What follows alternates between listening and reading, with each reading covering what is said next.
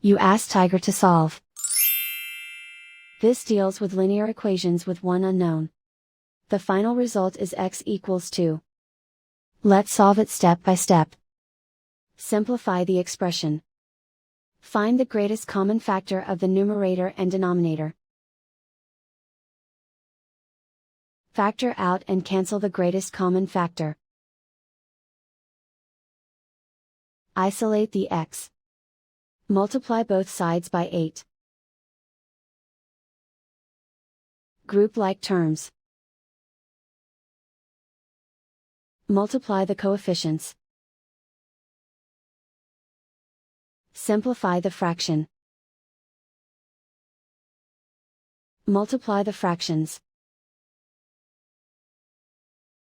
Find the greatest common factor of the numerator and denominator.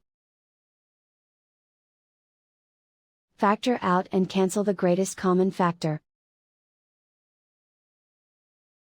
And so the final result is x equals 2.